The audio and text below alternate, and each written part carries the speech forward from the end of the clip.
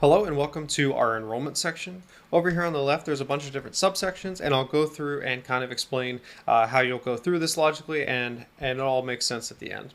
So over here on the left is our certificate request. This is going to be where admins come in and approve certificate requests. This is going to be where you're going to generate their certificates, enroll the CSR, generate individual certificates, and manage policies and organization details here at the bottom.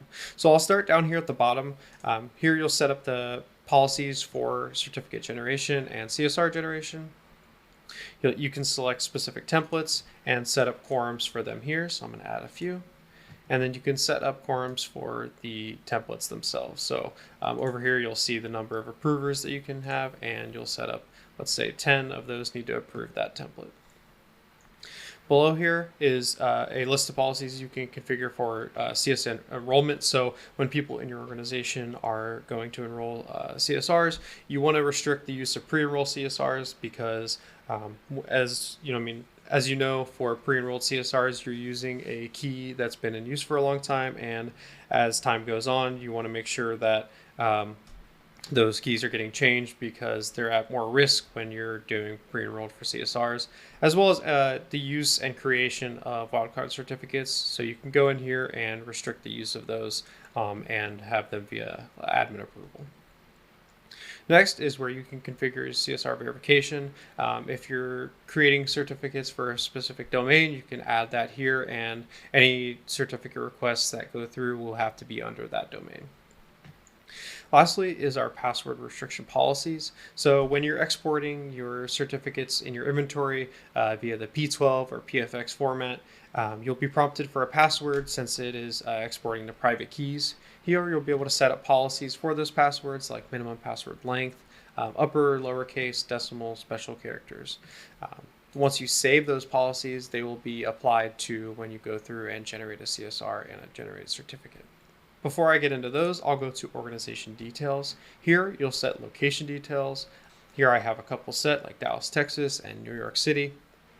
Next here, I have organizational data. You'll be able to set that information here, and organization unit. And I'll show you kind of what this is for when I go through and generate a CSR. Coming up here, this is where you'll actually go through and generate your CSRs.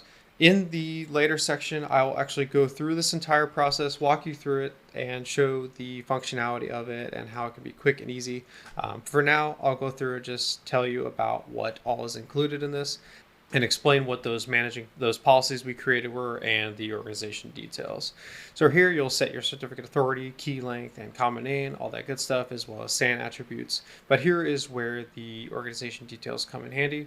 So when you're generating CSR, usually you'll have to type these in manually. We wanted to try to avoid human error.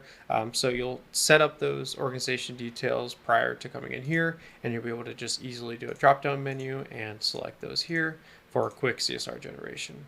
Now this here is where we set our private key password policies, and so those will be applied when creating the CSR. Once you create that CSR, you can go to enroll.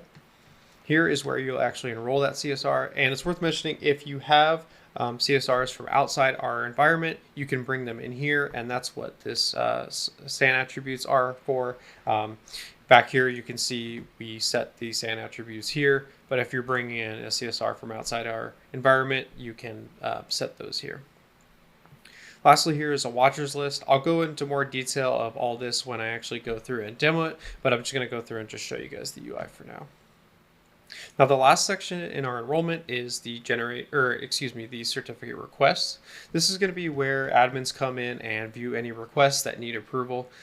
When we set up our quorums for specific templates, like for example SSL v1, you'll be able to go in here, view details of that request, see all the relative information, the email associated with the CSR generation, and approve and deny.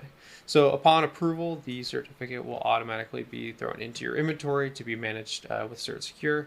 And upon denial, the owner of the certificate will be notified of its denial and the reason why.